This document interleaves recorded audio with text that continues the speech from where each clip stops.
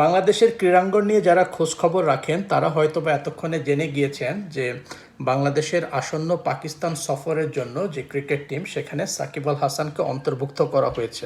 এ ব্যাপারটা নিয়ে অনেকেই দুশ্চিন্তায় ছিলেন, যেহেতু বর্তমানে ক্রীড়া মন্ত্রণালয়ের দায়িত্বে আছেন বৈষম্য বিরোধী ছাত্র আন্দোলনের একজন সমন্বয়ক, এবং তিনি যখন এই মন্ত্রণালয়ের দায়িত্বে, তখন সাকিব আল হাসানকে হয়তোবা তার সকল অতীত কুকর্মের জন্য অন্ধভাবে সরকারের অযাচিত অন্যায্য কাজকর্ম সমর্থন করা এবং দেশের প্রয়োজনে নিশ্চুপ থাকা, এই সময়টার জন্য তার এই অযাচিত কাজকর্মের জন্য হয়তোবা তাকে দল থেকে বাদ দেওয়া হতে পারে, এই ধরনের একটা চিন্তাভাবনা মানুষের মনে ছিল।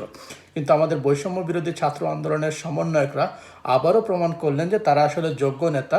তারা কোনো প্রকার রাজনৈতিক প্রতিহিংসার আশ্রয় নেননি, বরং তা না নিয়ে তারা সাকিবকে একজন প্রফেশনাল পার্সন হিসাবে গণ্য করেছেন এবং তাকে দলের জন্য নির্বাচিত করেছেন। আমরা এমনটাই দেখতে চাই।